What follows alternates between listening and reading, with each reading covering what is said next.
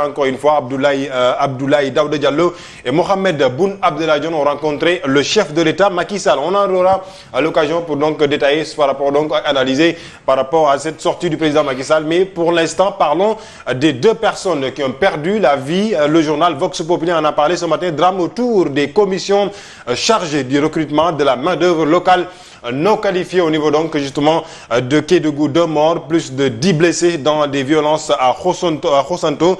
Bien entendu, d'origine serait en tout cas l'arrêté préfectoral qui a mis donc le feu aux poudres abrogées par les manifestations mortelles. Le journal 24 heures en a parlé ce matin. Regardez à la une du journal Kédougou, les morts de trop. Voici donc ce qu'a mis à sa une ce matin Birahim Touré. Kédougou, les morts de trop, comme pour reprendre le titre du journal 24 heures ce matin.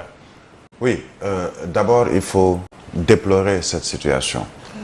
Nos condoléances aux familles des victimes et on espère que les autres victimes, à savoir les blessés, vont se rétablir très rapidement. Mais une situation déplorable, je dirais même à la limite exécrable, dans la mesure où aujourd'hui, beaucoup en ont parlé hier, notamment dans l'après-midi, après ces informations, et surtout ces images choquante, non tenable, insoutenable plutôt, de ces deux victimes tuées par balle. On suppose, puisque il n'y a pas encore eu d'enquête, mais on a vu des manifestants, en tout cas des personnes, détenir des douilles ou des cartouches qui auraient été utilisées justement pour faire face à des manifestants. Moi, la question que je me pose et que d'autres se posent également, j'ai vu des réactions de Birahim Seck, de Abdoulaye ou Eliman Habikan, entre autres de Amnesty. Oui, il avait alerté. Par rapport à quoi? À un arrêté du sous-préfet, lequel arrêté a été même abrogé par le ministre de l'Intérieur, qui a fait convoquer un CRD spécial sur le sujet. Le ministre Omar Sarr en charge des mines qui doit se rendre sur place aujourd'hui, entre autres. Est-ce qu'on devait en arriver à cela?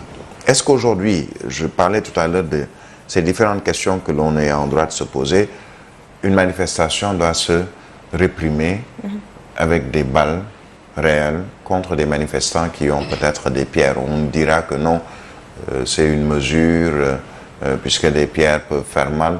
Mais les pierres, est-ce que ces pierres peuvent tuer quand il s'agit d'une manifestation où ce sont des jeunes qui veulent exprimer un ras-le-bol, qui lancent des pierres à l'endroit des forces de l'ordre, à savoir la gendarmerie dans le cas d'espèce? Est-ce que la mesure ne voudrait pas qu'on essaie de tenter autre manière de disperser les foules, comme on le voit souvent avec des gaz ou grenades lacrymogènes, mais user de son arme à feu pour faire face à des manifestants qui sont désarmés, parce que certes on te dira une pierre est une arme, mais désarmés quand même, puisque il n'y a pas photo entre un pistolet ou une mitrailleuse, une mitraillette plutôt, et une brique ou une pierre. Il y a eu des blessés du côté des forces de défense et de sécurité. On ne pourrait se glorifier de cette situation et on voudrait également et on souhaite qu'ils se rétablissent ou ses membres se rétablissent très rapidement. Mais les morts, il y en a de trop aujourd'hui. Quand dans une manifestation on tue des gens, c'est trop. Et on nous annonce une enquête, ou en tout cas on demande des enquêtes, puisque je vois par exemple Amnesty, Lex-Africa, entre autres, exiger une enquête et surtout que la lumière soit faite sur cette affaire. D'accord, c'est ce qui doit être le cas. Mais aujourd'hui, je me pose encore des questions sur est-ce que la lumière a été faite sur ces différentes affaires où il y a eu des morts d'hommes au Sénégal, à Dakar, en Casamance ou ailleurs, entre 2021 et aujourd'hui.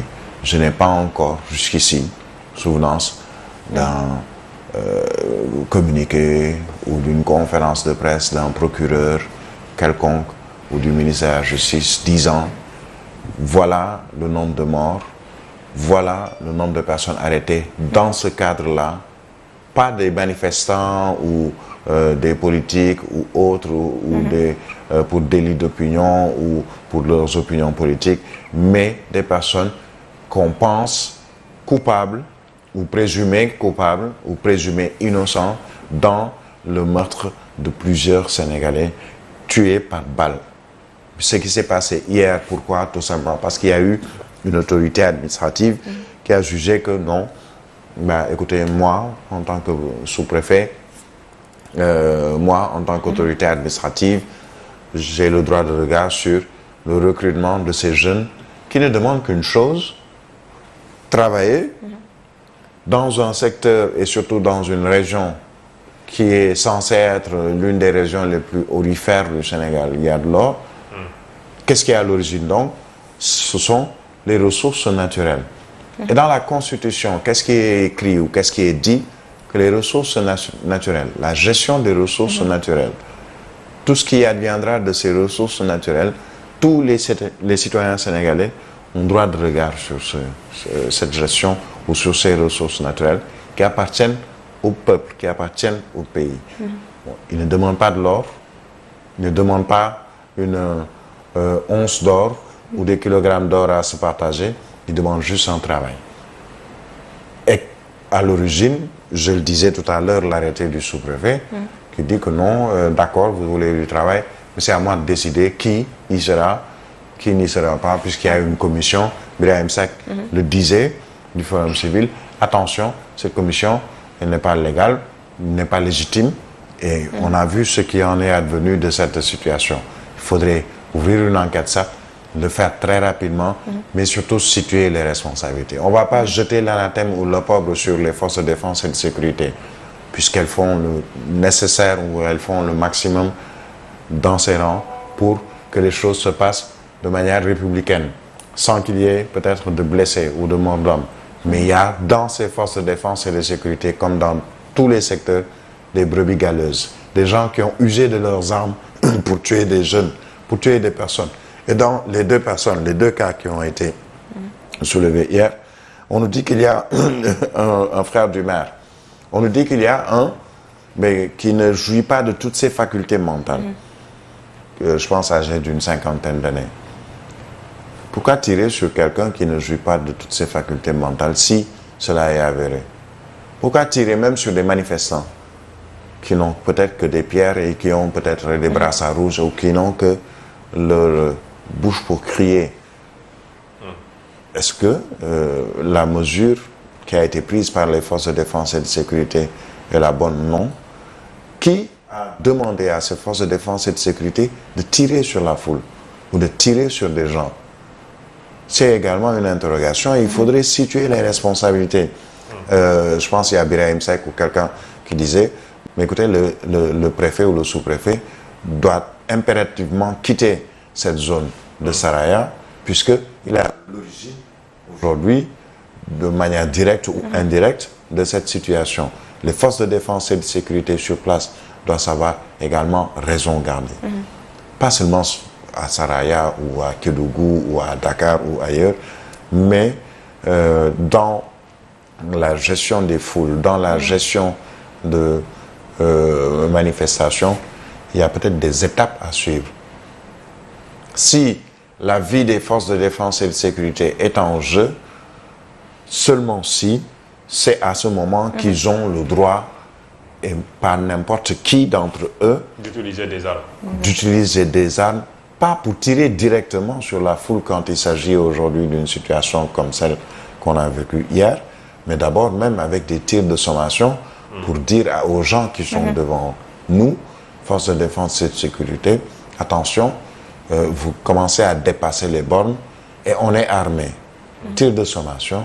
Et après ces tirs de sommation, si on se sent ou on est attaqué directement, par exemple dans une brigade de gendarmerie, excusez-moi, ou bien dans un commissariat de police, et qu'il y va de la survie ou de la vie même de ceux qui sont dans ces brigades ou dans ces commissariats ou sur le terrain d'opération et qui se sentent menacés, pas seulement pour une pierre jetée ou autre, mais dont la vie est menacée, c'est peut-être à cet ultime moment que l'on peut utiliser peut-être son arme, et il ne s'agira pas de tirer en rafale comme ça sur une foule. Il y a des étapes à suivre.